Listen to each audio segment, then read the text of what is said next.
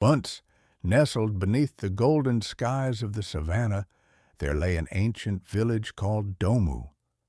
With beautiful rivers and forests around it, Domu was a serene and peaceful village, rich in traditional culture that has been handed down from their ancestors. But time moved like the wind, swift and sure, and what was once a quiet home of elders and hunters slowly gave birth to a new child, Domu Newtown.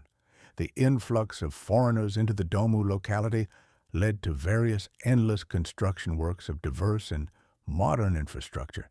Domu Newtown grew fast. It grew loud, and it grew beyond recognition of its cultural backgrounds. Most of the natives of Domu, especially the elders, felt displaced or left behind. They felt out of place right on their own land. That their own culture was being discarded or relegated to the background, and that their youth were being distracted from their traditions into foreign cultures.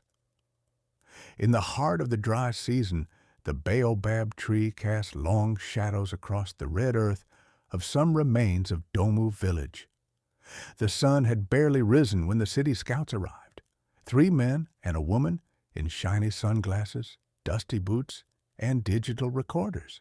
They said they had come looking for stories, for authentic folklore and cultural artifacts to take back to the city and to feature in their upcoming cultural festival. The elders met them in silence. Only the wind answered. Kwame, just 12 and endlessly curious, hid behind a calabash tree listening.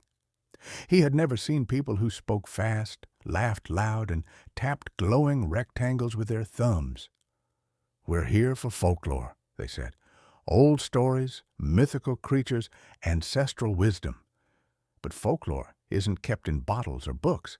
It lives in fire circles and in the silences between drum beats." Elder Adjei finally spoke. "Folklore is not yours to take. It chooses you." "You don't choose it," the scouts frowned. "But we're here to preserve it. We'll put it in our documentary." "Folklore is not a documentary," Elder Adjei replied. "It is breath. It is blood." The scouts left frustrated, dust trailing behind their 4x4. But Kwame's curiosity burned brighter than ever. He wondered, why do they want our culture? But then again, why are we keeping it from them? That night, under a sky heavy with stars, the village gathered. Drums spoke ancient tongues, and fire cracked like laughter. A woman danced with the spirit of her grandmother. A man sang the lion's lullaby. Kwame listened, eyes wide, soul open. For the first time, folklore chose him. Elder Adjei called Kwame forward. "You have listened, child. You may now carry one story." "Which one?" Kwame asked. Elder Adjei's eyes twinkled. "The one the city has forgotten." It was the story of the mountain that weeps, a tale only spoken when the moon is full, a tale about greed, betrayal, and the river that swallowed a king. Days later, the City Scouts returned, humbler this time. "Did anyone agree to share?" they asked softly. Kwame stood before them, not as a boy, but as a storyteller. He spoke the tale of the Weeping Mountain, not with microphones, not on stage, but sitting near the baobab, as the wind listened in. In effect, the story projected the very plight and fate of the land and people of Domu.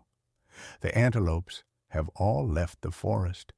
The rivers are polluted. The seasons have even changed. It implied how the land weeps about losing its wildlife traditions, its honor and its youth, all just because of the coming of the city people, and who were welcomed with open arms. Indeed, folklore chose and spoke for the land and people of Domu. When Kwame finished, the scouts said nothing. Their eyes were filled with tears. Their hands were still. "Will you take it with you?" Kwame asked. The woman smiled sadly. "We can't. But we'll remember and take the message with us. We will indeed preserve it since folklore has chosen us, and that was enough. That night, Kwame sat under the baobab, telling the same story again, not for cameras, not for praise, but for his little sister, who had never heard it. And the wind carried the tale to the trees, because in the end, folklore isn't owned. It is shared, like laughter in the dark, or light in a broken place.